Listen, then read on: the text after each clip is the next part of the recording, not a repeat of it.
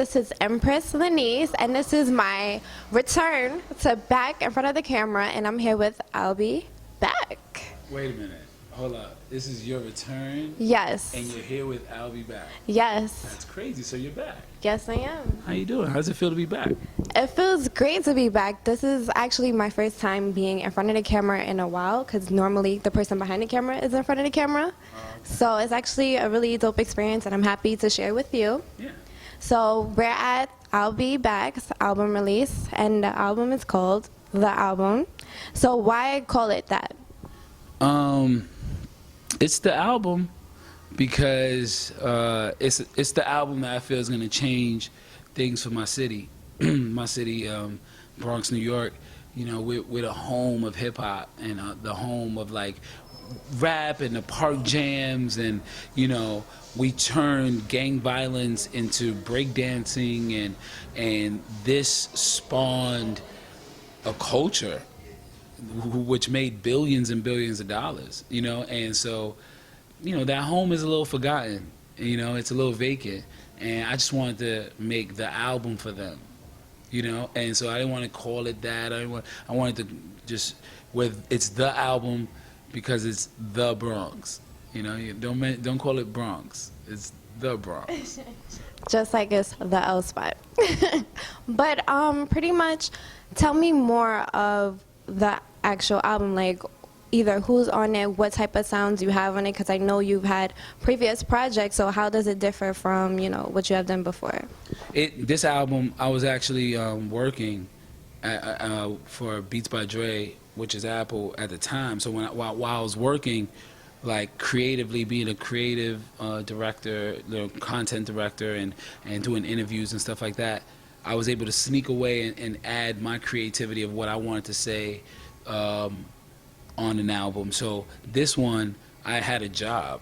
You know, before it was a young poet just running around, you know, and just writing and not caring. But this one, I was able to take a little bit more time and do work on the production, you know, because I had produced on the Graduation album with Kanye, and I had produced other records out there. So I was really trying to get back to that place where I can help with the production. But then I found this kid named Hassan Kafaf, who was also working with good music and stuff like that, and his production was just so incredible, just on his old stuff. So we revamped him, and we gave it life, and it's just me and him. And then a good friend of mine, Yala Music, this kid who I trusted with my mixing, started showing me his producing side. So me, him, and Hassan just worked on it like a trinity of hip hop fans. Right. And so that's what we wanted to do. We wanted to produce something for the culture, you know, the culture, the album, the Bronx. So what is your favorite song off of this album? My favorite song is a hidden song. Really? That no one, you have to find it on the album. How is it hidden? Like, yeah, you have to listen to every record on the album, and there's a song where it keeps going. Okay. You know, and we used to do that. Like I remember Nas did that on the It Was Written album, and there's a couple people that did that where it's like, wow, there's secret records. And so this record, it's really weird and has a twist to it, and that's one of my favorites. And then that whole thing, Pen, there's a song called Pen where it's from the voice of a young lady who's writing to a guy that's been incarcerated. I got a song with Mac Wiles on there called Follow Me. That's insane. Like, it's such a good record. The intro is amazing. I have a record on there called Bam Bam with Styles P, Malik Youssef, and Hassan. Incredible. I have a record with the Last Poets and Hassan Kafaf called Love. It's just one of those things where each one is special, but I think it's special to the culture. I think when people hear it, you can ride to it, you can, you know, jog to it. It's a really good album. Okay, so for your music, is it more of poetry? Because I know that you are a poet, but do you turn it into music, or like how is the process? Spoken word and poetry, I think, has kind of been blended, you know. a little bit more now because the whole world's been affected by this show that we saw called Deaf Poetry, where we got, you know, back in '03, '04, Right. and I think the people, when we saw those poets do spoken word, I think the fans out of that, the people that rose out of that, was able to use that along with what we knew rap to be.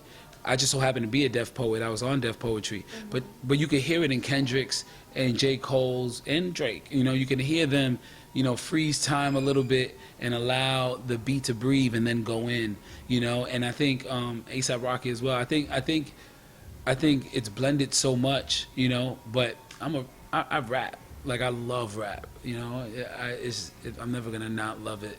You know, so I was always a rapper, and then I started to finesse the spoken word aspect because I was a Nuyorican poet for years, and I'm still am, you know, and so shout outs to all those spoken word artists, you know, that hit the open mic and give their heart, you know, and their craft. But the craft of rapping and with music has always been something that I've been up under, just growing up under Big Pun, who also was a poet, but he was, you know, we call him a rapper. Right. But when you say, like, you know, I was the luckiest man on earth, my wisdom was worse than any purse that had a curse that hurt worse than living.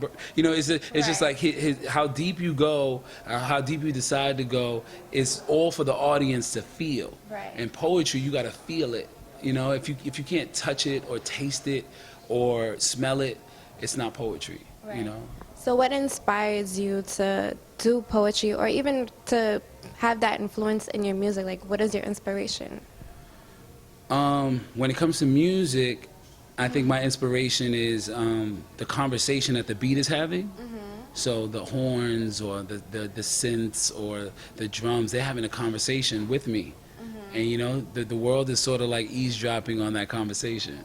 Right. You know, it's something that you guys could witness from, you know, I guess that's something I learned from Nas or Jay-Z, where it's like you could tell that they're having a conversation with the music, you know. So the inspiration comes from the conversation. Like, I heard the drum say this, and so I said that back.